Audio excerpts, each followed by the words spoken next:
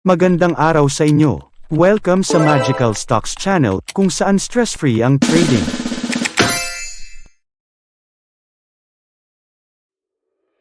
Ang PSE Index ay tumaas mula 7,270.36 noong February 11, 2022, hanggang 7,418.79 ngayong February 18, 2022.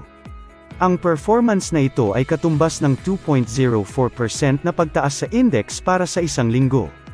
Ang aming magical stocks ay tumaas din mula 877.28k pesos hanggang 890.37k pesos, katumbas ng 1.49% na pagtaas sa aming investment.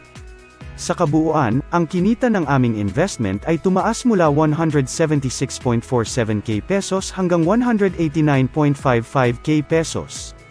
Mayroon na naman kaming record sa kita ng aming investment. Ang huling record ay 176.47k pesos noong nakaraang February 11, 2022. Ang aming investment ay kumikita ng 189.55k pesos o 27.05% profit. I-update namin ang dalawang batches ng Magical Stocks kasama ang conclusion ng February 2021 Experimental Magical Stocks para sa video ngayong linggo. Ipapakita din namin ang screening ngayong February 2022. Bago tayo magpatuloy sa ating update at kung interesado kang mag-invest gamit ang aming Magical Stocks o nais lamang na i-check ang pagiging epektibo ng aming sistema, mangyaring i-like ang channel na ito, mag-subscribe at pindutin ang notification button upang mapanatili kang updated kada linggo. Natapos na namin ang February 2021 Experimental Magical Stocks na may 12.01% gain at may gap advantage laban sa market na katumbas ng 4.89%. Successful kami sa experiment na ito. Nag-screen din kami ng 5 stocks para sa buwan ng February 2022. Tina-target namin na bilhin ang mga stocks na ito sa mga darating na linggo at ibebenta namin ito sa aming target selling o pagkatapos ng isang taon. Kung mag-i-invest sa mga stocks na ito, dapat may magandang buying at selling strategy kayo gaya ng ginagawa namin. Please trade at your own risk. Narito ang mga stocks na pumasa sa aming screening ngayong February 2022. Number 1, LTGOLT Group, Incorporated.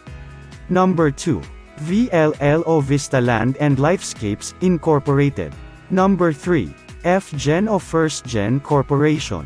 Number 4, SGPO Synergy Grid and Development Philippines, Incorporated.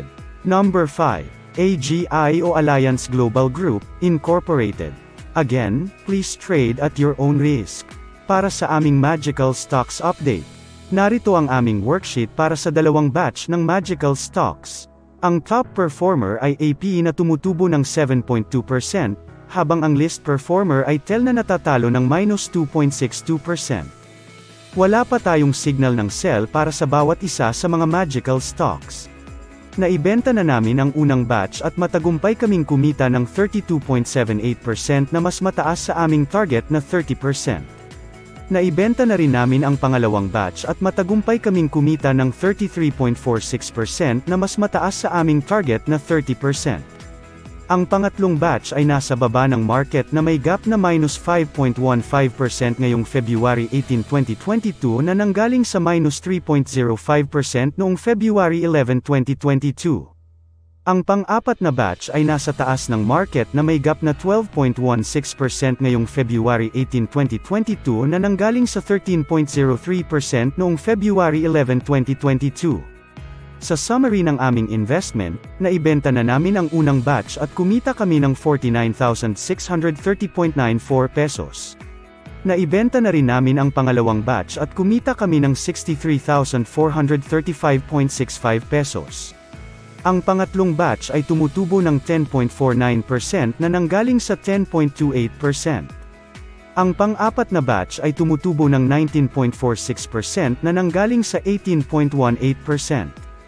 Sa pangkalahatan, sa aming investment na 700.82k pesos, ang kasalukuyang halaga nito ay 890.37k pesos, nakatumbas ng 27.05% na nagmula sa 25.18%.